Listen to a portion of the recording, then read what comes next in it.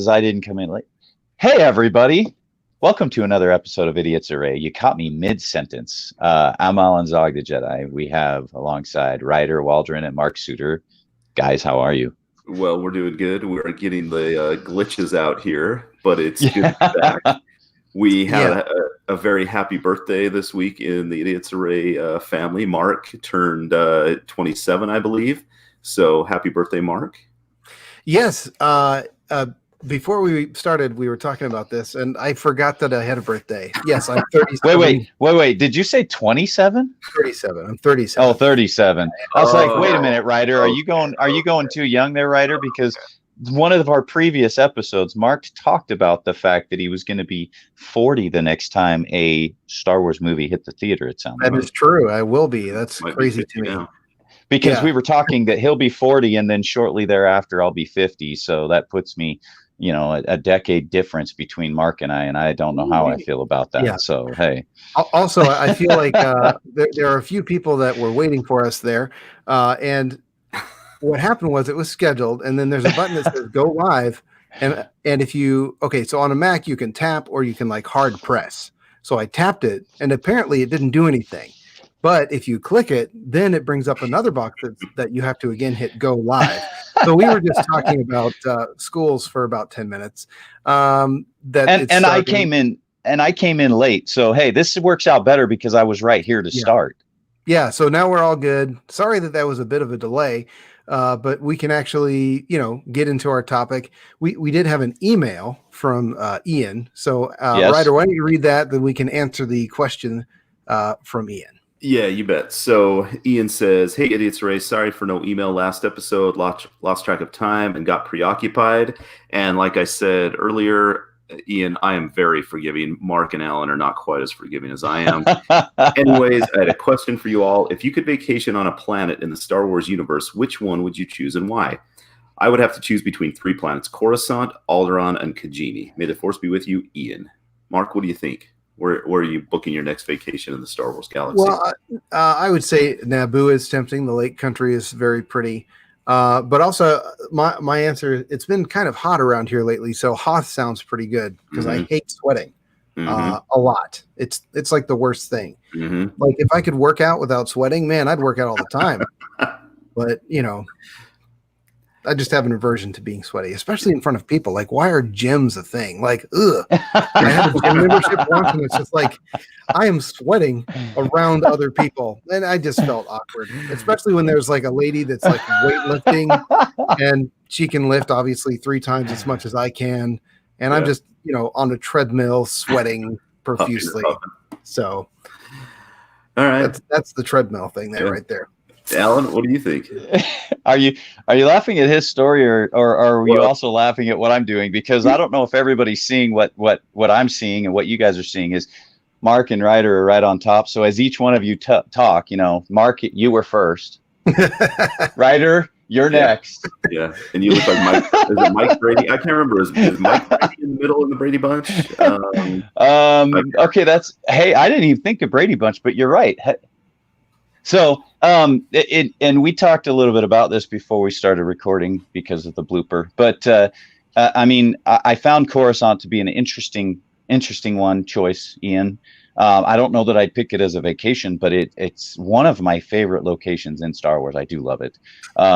Much, even if Ryder doesn't agree with me on that one. But my choices of places would be Naboo, Kijimi, and I've already forgotten the other one I said. Endor? Alderaan? No. Alderaan. Yeah, it was Mark that said Endor, but Endor, I couldn't disagree on that either. That would be kind of cool to hang Endor out with the Ewoks. Would be a great socially distant vacation spot, especially if we could get a speeder bike. That would be top. Especially if I could get some hugs from a bunch of Ewoks. I mean, come on, warm hugs from Ewoks. Yeah, well, hey, Ryder, you have to show this the thing behind you there. You have the child from The Mandalorian. We just got one. I had a Target order, $34.75, and it was an item that had to be $35 to ship. Hello there. And anyway, So I had to add an item to get to $35 so it would actually ship because I need espresso. I need the beans to make the coffee because I'm my own person to Starbucks. Anyway, okay. to fill out the order, we needed something. So I got one of those, and it is impossible to look at the child and not feel happy. Yeah. The face, it's perfect. It's so good. That's why I wore my shirt today, to make everybody so happy. Nice. And yeah, Alan did say Kiwo Jima. Kiwo Jimmy. Jimmy, I believe. You're in the galaxy. You know what? I'm mixing up the names. It's okay. Wow, I did say Kiwo Jima. Did somebody make mention of that in the comments? They must have. Yes, so they did. Rural Fallen Boy. Oh, you know what? Hey, we're good. We're all good. It's all good here. We're doing fine. How are you? So that's a boring conversation. Ryder, you haven't told us yours yet. Well, I think I would go Endor. I was in Jackson Hole, Wyoming last week, and it felt like Endor with Yellowstone there and everything. And I just wish I could have rented a speeder bike to kind of tour around. It would have been so much easier and so much nicer. And we saw a black bear like 20 feet from us. It was awesome. Nice. Seeing him eat huckleberries. So it could have been an Ewok. Who knows? I don't know. I'm going to say it was. So I would go Endor. Alderaan would be awesome, but too dangerous. And Coruscant, too many people. Hoth would be probably a close second because anything over like 75 degrees is too hot. Hold on, though. You said Naboo dangerous. Is it because of the? Alderaan's dangerous. Alderaan. Oh, yeah. Alderaan. It was the safest place in the galaxy, though. What's that? Alderaan. Up to a point, it was the safest place in the galaxy. They didn't have any weapons or anything. Yeah, they had no weapons. Yeah. But Naboo would be awesome too. A lot of art, a lot of culture there. So I'll put it this way: Alderaan would be your retirement vacation. Yeah. Retirement, like when I'm ready to die. Yeah, permanent retirement. Alderaan got a new moon. Oh, that's nice. Well, hey, retirement's been good. Life has been good, my dear. See ya. See you later. Thanks, Ian. It's a great question, topic to talk about. I like that. All right. You want to get into our main topic? Before we do, can I throw something out there as a topic real quick? Because sure. I'm a little behind you both. Yes, throw it out just like that. Yes. I'm a little behind the both of you. I'm still reading Rise of Skywalker. Yes, I am slow. I'm pulling a Ryder on this one. Sorry.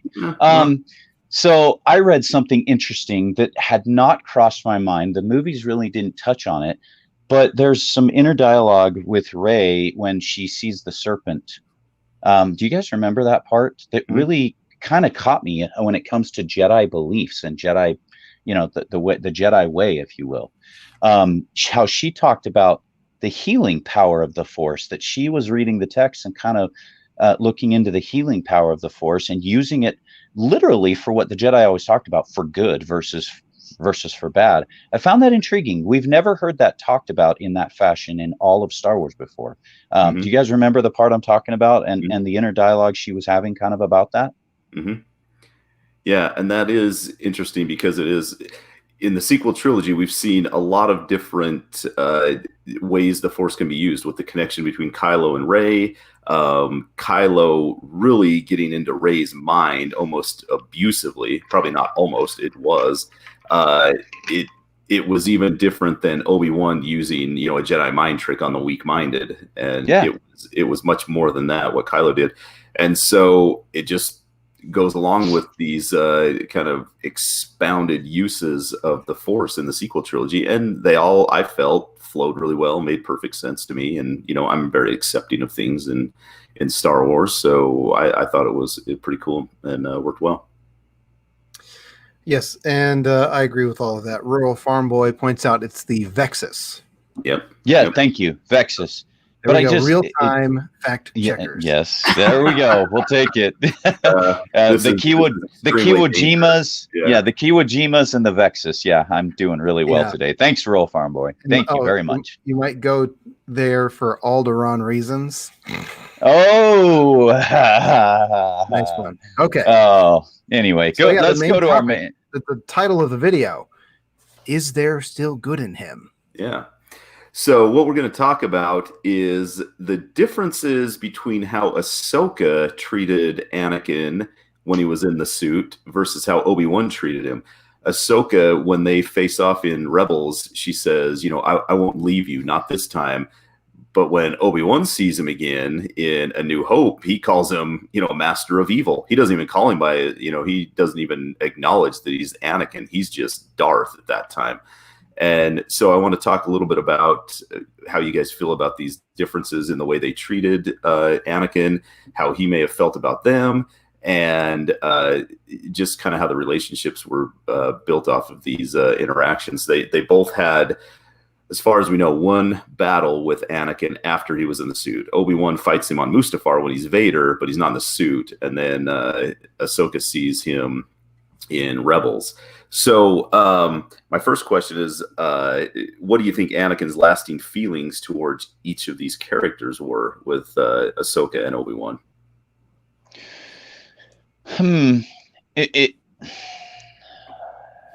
If we go off of just the mere evidence alone, the final lightsaber duels with both of them, I almost feel like it was similar.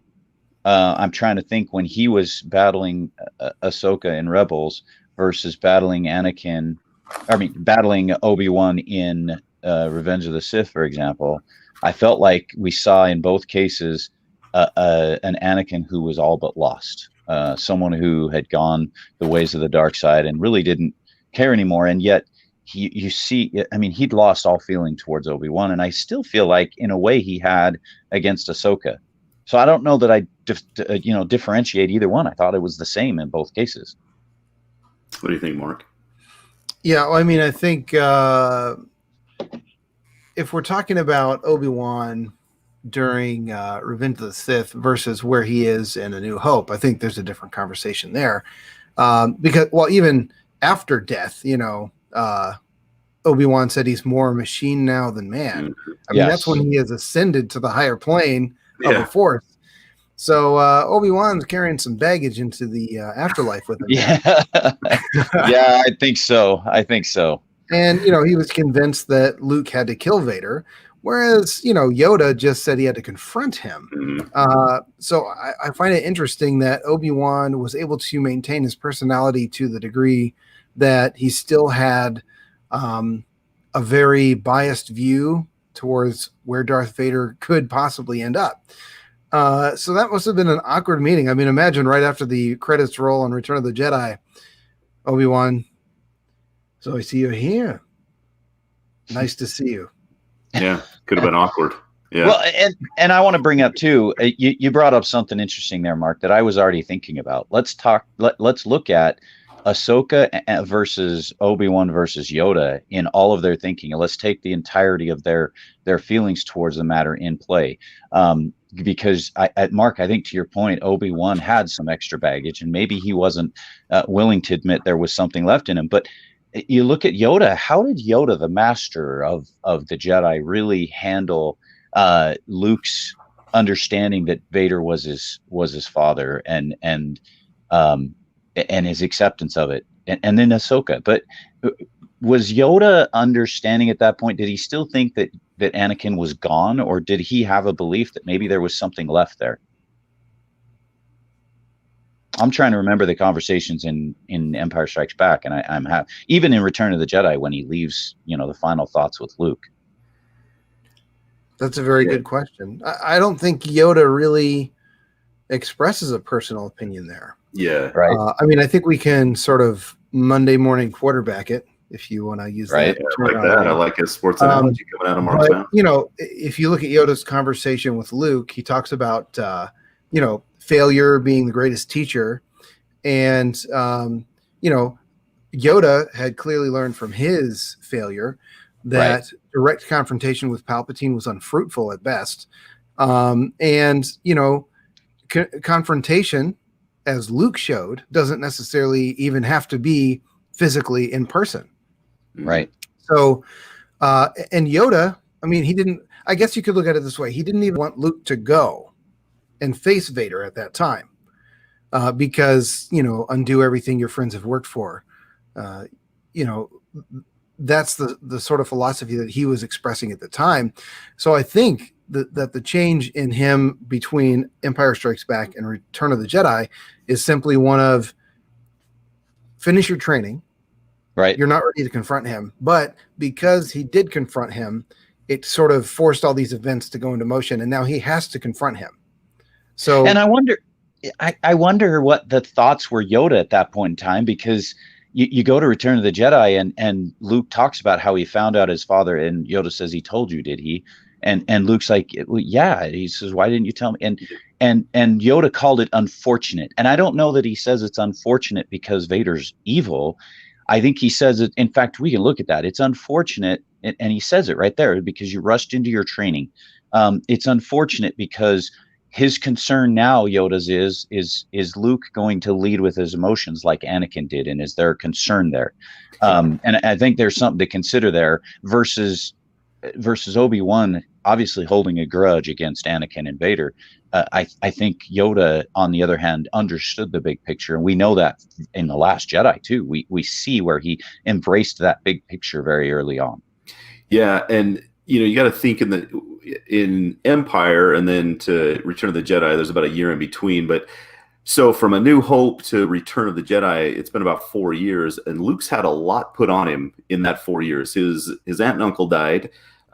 He was told by Obi-Wan that Vader killed his dad. Now he's fought Vader. Now all of a sudden he finds out that Vader is his dad. He finds out that Obi-Wan basically lied to him. Luke's carrying a lot of baggage around. And so, yeah, it is unfortunate maybe that he,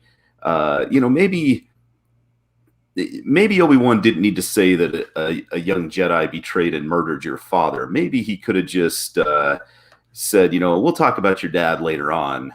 Right. But, Luke's going back and forth. We'll have this talk another time. Yeah, let's talk about this later on.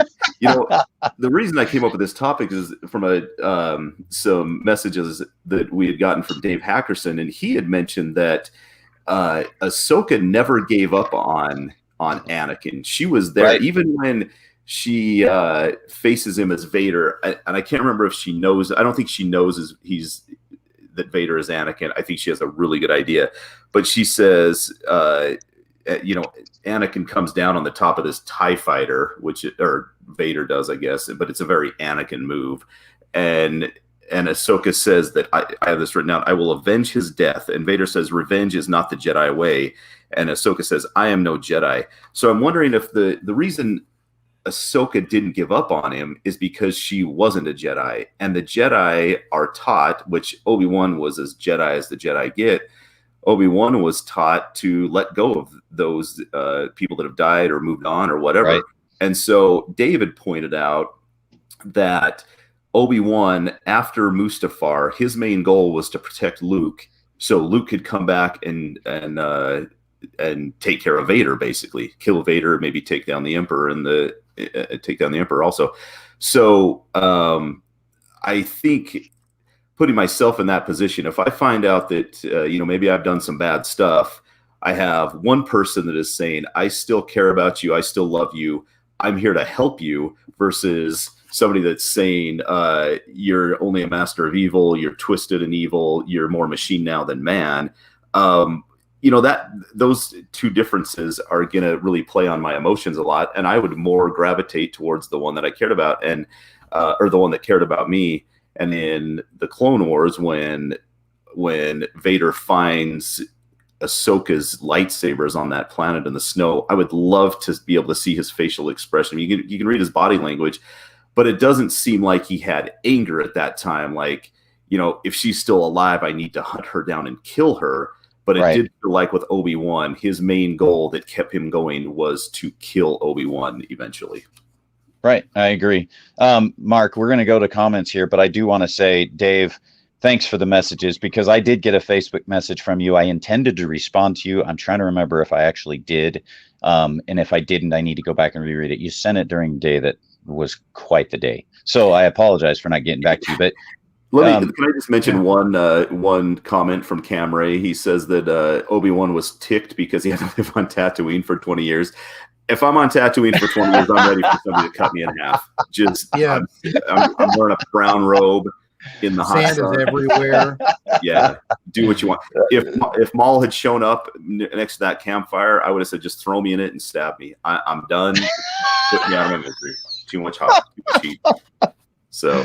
Oh, that's fair. That's fair. Yeah. What are some of the other comments, Mark? You mentioned there were some others. There's a couple I think we should get back to later that are not necessarily related to this topic. But Cam Ray says, I wonder if Kenobi series will have another confrontation of sorts that drives Obi-Wan deeper into his feelings towards Vader. That idea is very intriguing to me. There have been rumors that Hayden Christensen might be in the series, which, there's a lot of possibilities for how that could be incorporated, whether it's flashback or dream sequence or whatever. But I definitely think that we could expect some more feelings on Vader. I mean, what's going to be occupying his mind? You've got Luke that he has to watch over, but then he's going to be thinking about all the regrets that he has from the past. So I think that is that is probably something. He mentions or just knowledge of what Vader is doing throughout the galaxy. And it's like, well, yeah, I mean, if I was Obi-Wan, I would be keeping track of what Vader's doing. I have hypothesized, well, not hypothesized. I've said that a good Obi-Wan series could see a force sensitive person landing on Tatooine and Obi-Wan just trying to get them out before Vader shows up so that, maybe that person dies, but whatever. He's just like, I don't want to attract any problems to Tatooine. I'm getting you off planet. Like I could see that happening. And somebody agreed with you about something. Rural Farm Boy said, Alan, you're on point. So congratulations. There's the first time for everything. Yeah, Ryder, whatever. Thanks for that. It's nice to be agreed with. Yeah. So David mentioned one other thing about Obi-Wan's failure. So he says that in the sense that Obi-Wan had given up on Vader, he had just thought Vader was a lost cause. He doesn't think there's any way to redeem him.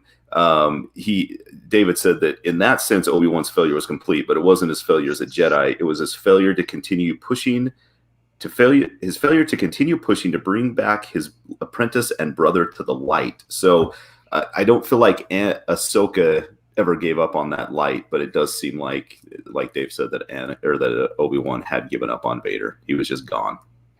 Yeah, I think he had done so. Yeah, we don't know what Yoda thinks because Yoda just said it was unfortunate that he had to leave so fast. Yes. I don't know. It's interesting because with Count Dooku, he had turned to the dark, and there's never mention of bringing him back or trying to redeem him in the Clone Wars at all, or in Attack of the Clones or Revenge of the Sith. It's just that the Jedi are just, maybe they've got too much going on. They're fighting wars all over the galaxy, but they never mention like maybe we could bring him back into the fold. Maybe it's because they don't know that he's turned to the dark side. They just, Kiadi Mundi says that he's a political idealist. And so maybe they don't see him turn to the dark side. They just see him as, he changed his mind on some things and he's doing something different now. And they just happen to be opposed to what we do. But it's interesting. They never talk about bringing Count Dooku back. So, and it, unfortunately, the greatest Jedi that ever lived, we never got inner dialogue from him, or we haven't to this point, about how he felt about his former master leaving. Mm-hmm. Yeah. And I think maybe that statement you just made might be worth looking into if we could get some thoughts from Qui-Gon as to how he felt that former master and friend left. Because I think there was something to be said there, because we've read from the Obi-Wan, Master and Apprentice, right? Mm-hmm. We've read from Master and Apprentice the dynamic between Qui-Gon and Obi-Wan. We got glimpses of Qui-Gon and Count Dooku, which in some ways tied into what Count Dooku said to Obi-Wan in Attack of the Clones, right? So I would be curious to see where Qui-Gon stood on on Count Dooku's leaving the Jedi Order and his political idealist forms of thinking at that point in time. Yeah, one of our listeners, Garrett, he had mentioned to me earlier that he would like a backstory on Qui-Gon. I think that would be interesting. Absolutely. Yeah.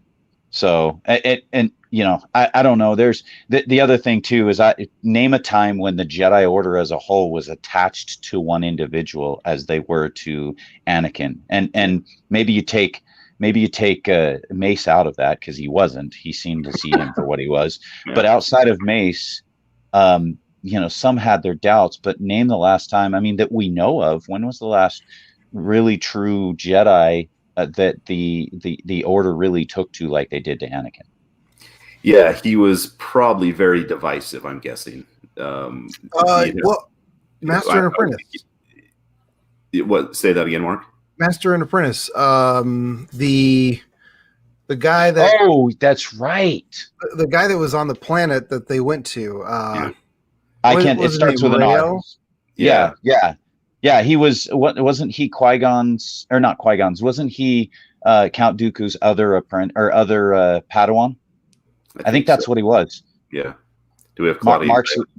Mark's looking for the book right now. He's bringing it out. Master and Apprentice. Yeah, I'll find his name at some point. But I think that's a good point, Mark. I hadn't thought about that, but right. I mean, I think Ransom something like that. Well, Ransom Castro was from. Sorry. Yeah. He lived on, but you're right. It's that Ransom lived on Kawimi or Kajomi or wherever. Alan. Yeah, Rael Avaros. Rural farm boy. They beat us to it.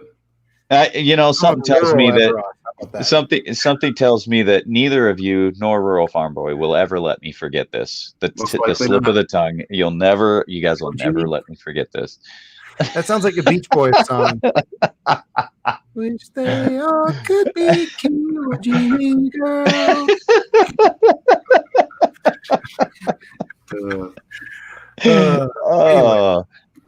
Okay, so going back to the title of the show, is there still good in him? Do you think that Ahsoka thought there was still some good in Anakin, even though he's in the dark suit? And even though when Ahsoka said, "I won't leave you this time," or "I won't leave you not this time," whatever it was, and Vader says, "Then you will die." Like, you know, at that point, I'd be like, "Oh, well, maybe he's not that good." But do you think she still thought there was some good in him? Yes. Okay. I mean, Luke did. Luke felt there was good in him, and Vader had just cut his hand off and, you know, threatened to kill him and everything like that. So, yeah. So did Padme. Padme still thought there was good in him, yeah. And she had just been very violent with her. So, yeah, you're right.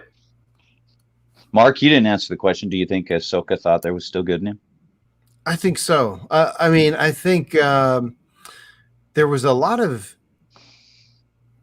going back to a comment in the chat, there was, let's see, because I think this ties in. Obi-Wan sees Vader as a brother that betrayed him. Ahsoka sees him as a brother who was in pain and failed her. Similar as the differences family members look at a family member. Yeah, that's good. So, yeah, I mean, I think that's a very good point there, and that kind of ties in what I'm going to say. Basically, let's say that you came up in a very fundamentalist church background and you later found a less judgmental sort of place to be a part of. It really does impact the way you feel about yourself. I mean, that's one part of it. But you notice the conversations that people have about others. And so you can see it as the judgmental side of Obi-Wan and the Jedi. And then on the other side, you've got Ahsoka and you've got Luke eventually who sees the good in him. And then, you know, Leia can see it with Kylo Ren / Ben Solo as well. And I think that there's, when it's a parent or a sibling or a child of yours, you're definitely going to feel different about it than your peers. Right. So, like, you know, one of my brothers, he's not a black sheep now, but he was definitely a little bit more wild I would Mhm. say. And the main thing was he was so similar to my dad that they never got along for the longest time.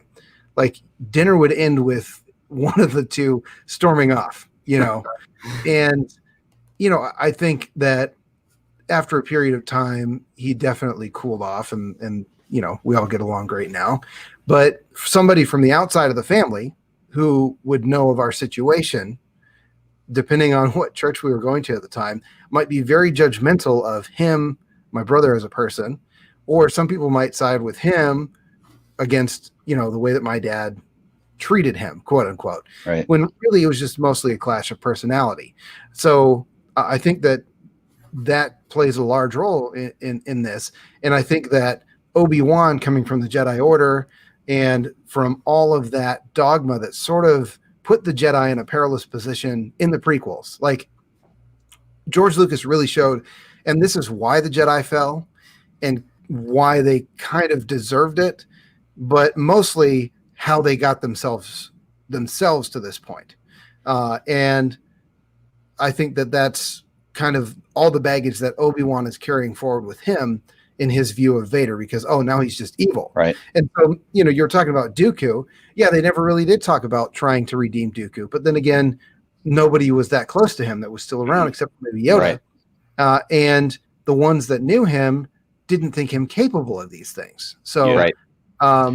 So basically I would say that Ahsoka has a different view because she's not in the Order anymore. Yeah. And she's found maybe a purer strain of the Force. And Luke doesn't feel that way because it's his father.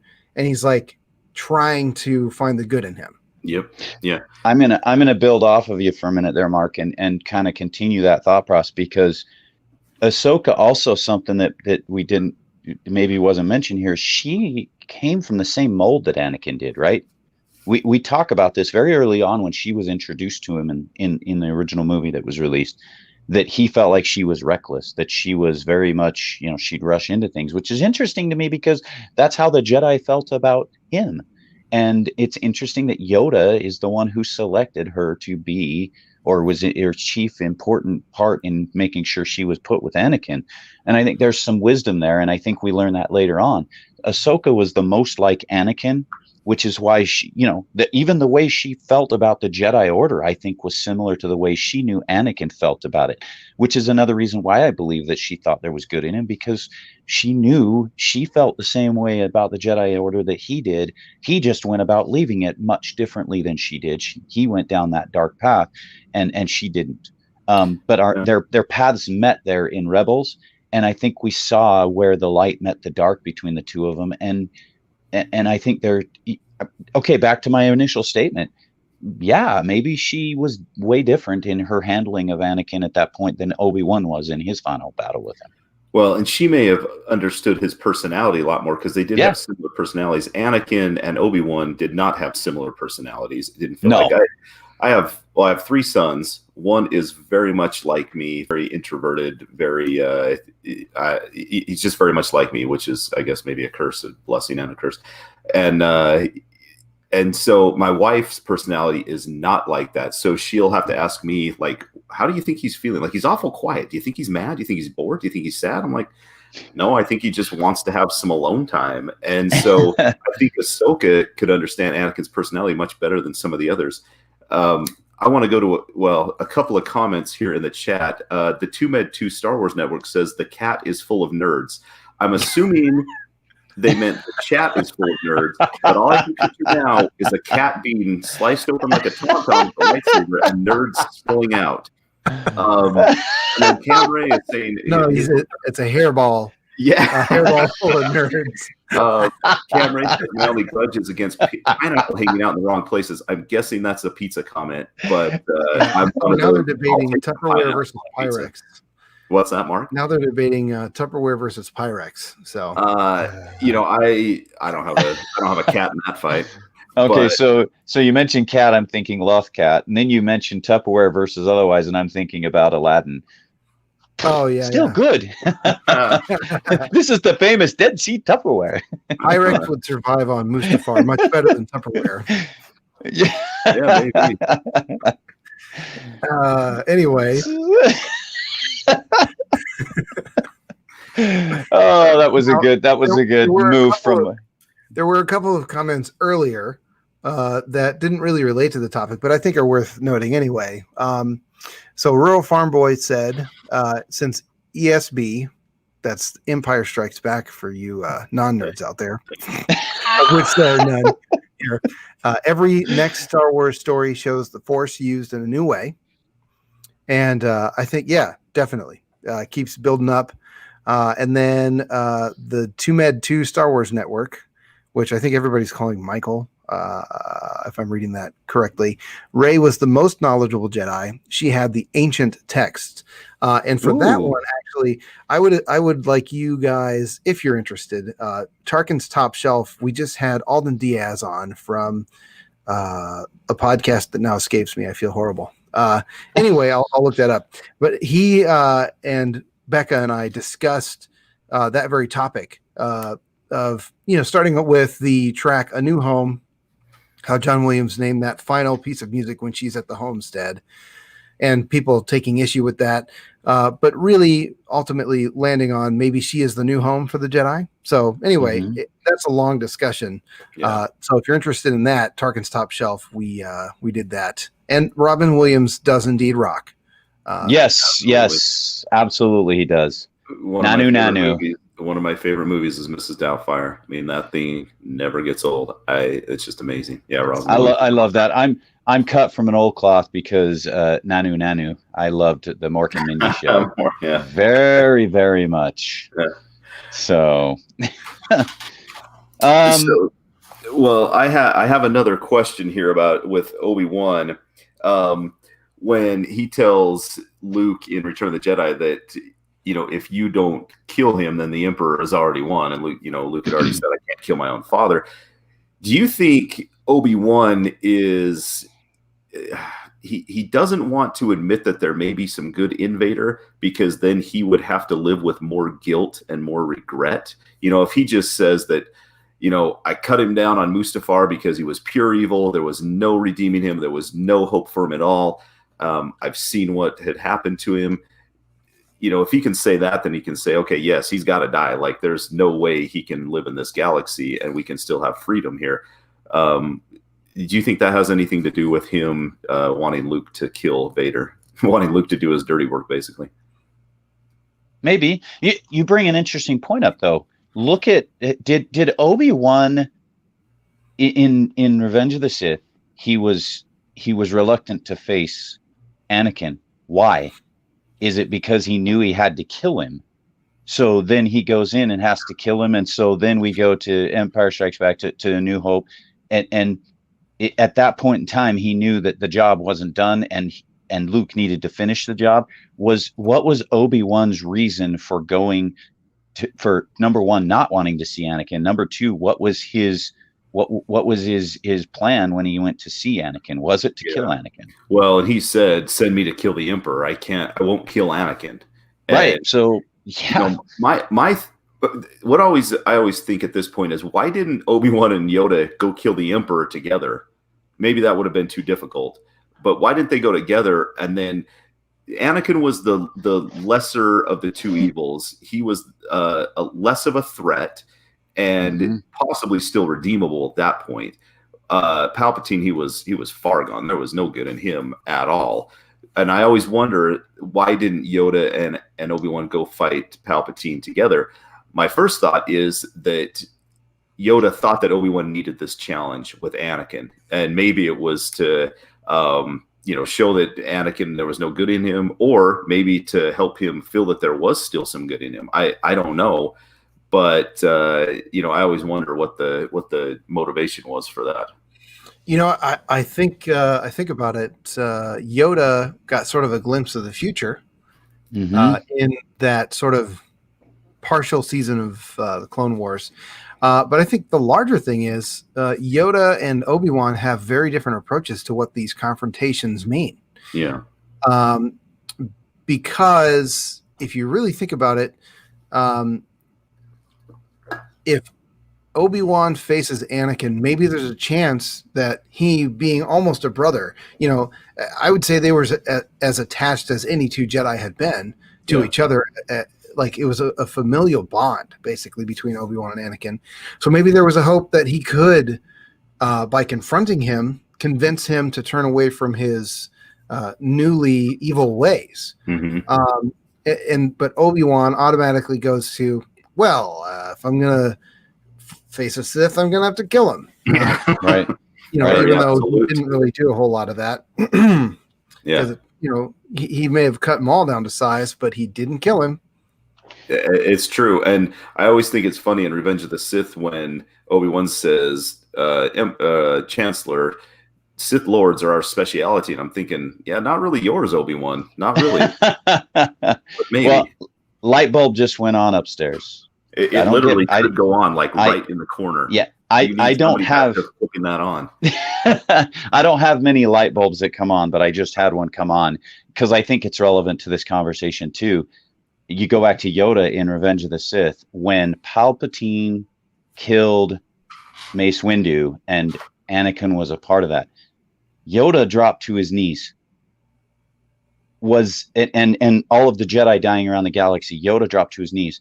What had more impact on him? The loss of all the Jedi and including Mace, or was the impact felt in Anakin going to the dark side and he felt that and that had such a big impact. Yeah. And maybe that then turned around and affected his viewpoint going forward that Anakin still could be turned back and still was worth saving.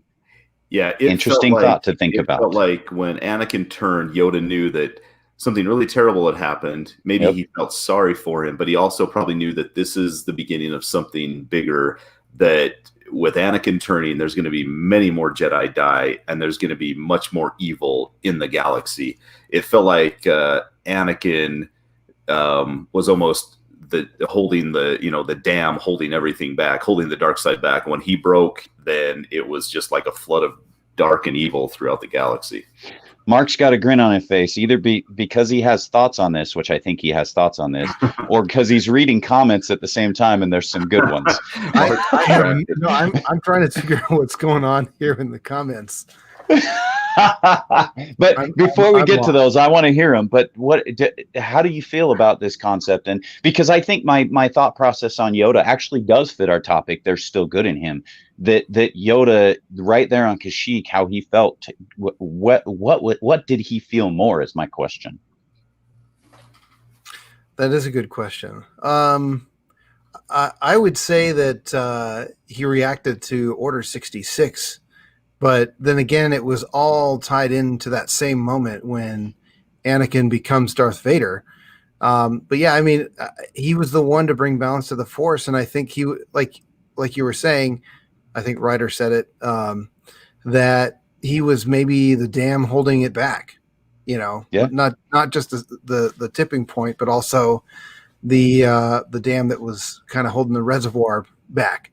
So when it broke, it's just so I don't know. It's all tied in together. It's hard to parse out exactly what, because it all happens so fast. So I'm at a disadvantage here. You both see the comments, and I need to hear what's so entertaining here, Mark. Please. I don't even know. They're talking about. Yeah, somebody said that they don't have anywhere. Yeah, okay. We went from Tupperware to somebody saying that we're saying spoilers because they haven't seen the prequels yet. I would bet $100 American that nobody in this chat has not seen the prequels. If you're fans of our show, we talk about them quite a lot. So. And if you're not fans of our show, and if you haven't seen the prequels, why are you here? Yeah, it's not a judgmental thing. It's just like, what's going on? Why are you wasting your time? Heck, I'm grateful you are wasting your time watching me. That puts some importance in what I have to say, or not. I don't know. Well, but apparently, because it's a distraction in these isolated times. So apparently Tupperware and cats seem to be more entertaining than we are anyway. But That's what nerds. Now, if somebody could put that together somehow with Photoshop, don't go cut cats open. We don't condone any cat abuse. I'm not a huge fan of Nerds Candy. I think they're still a thing. When I was a kid, you'd have like They a are. box of them, and one side would have one flavor, the other side would have another flavor. Yes. I haven't had those in decades. Now they have nerds and rope. Yeah, they have that. Now rope they nerd. have nerd rope. Yeah. Yeah. Mark's face like, what, nerd rope? Really? Yeah. What? It's taffy with nerds packed. Yeah, I'm a little bit out of touch with the candy game. I prefer a higher class candy, but that's I haven't tried a new candy since 1972. you haven't been alive since 1970. Yeah, you weren't even alive. You weren't alive then. I was almost thought of in 72, but you weren't even alive. But I was born in 1983. I'll give you that. So, but no, I just realized though that I haven't tried a new candy in like forever. I'm so boring and old and lame. But yes, Rural Farm Boy, somebody should get me my $100.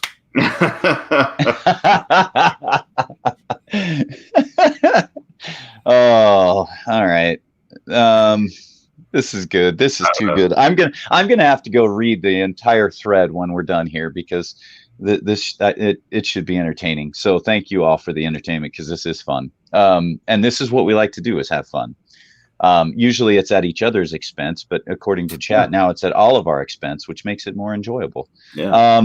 Any other thoughts, Ryder? Was there something else you wanted to touch on with this topic? I think we've hit rock bottom at this point, so we probably ought to wrap it up. Yeah, we've been there, and we just keep getting lower. Yeah. Yes, we do. It's 96 degrees. I got to get outside while it's still cool. We're dropping lower than level 250 or whatever it is on Coruscant. We're going down. Yes. Yeah. All right. Well, thanks for joining us, everybody. We'd love additional thoughts on this. We love your chat, by the way. This is great. And you don't have to just chat with us here on Twitter. I'm not on Twitter, but you can also email us.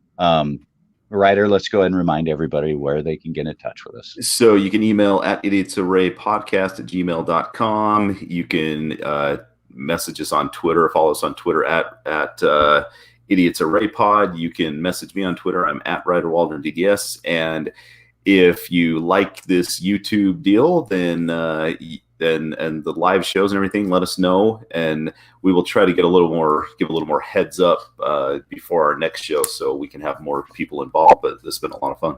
I know how it works now. We do, and we know we missed show up almost on time. we missed a whole 15 minutes of dialogue of pure enjoyment prior to the recording coming on. But it's only about 10 minutes. So okay, fine. I'm over exaggerating. It's okay. Right, or Mark, what about you? I have no idea. No, I'm at Mark E. Scooter on Twitter. You can also hear me on the Tarkin's Top Shelf podcast whenever we have a show. There are books coming out. We talk about them. There are interviews with authors and other people. Those are there as well. And also, we're all part of the Pitiful Little Band network. Yep. And that's all for me. Alan? You can look up Jedi Zog. You'll find me on Facebook. And then, again, you can email us. I will read your emails. We all read your emails. I do check in on the Idiots Array Twitter once in a while. It's been almost a year since I've been on Twitter as a whole. So, but yes, you can reach out to me at those places. I would encourage everybody to check out our YouTube channel, to like it, to share it, to enjoy, watch some of our videos there. Of course, listen to us where you can listen. Follow the Pitiful Band because we have a good group of guys, or a good group of guys and gals, a good group of podcasts together that we share our thoughts. And every once in a while, the five of us do get together and talk, and that's enjoyable. So, can't think of anything else. Thanks everybody for joining us live. And for always listening and supporting us. We appreciate that very much. We'll talk to you real soon. May the Force be with you.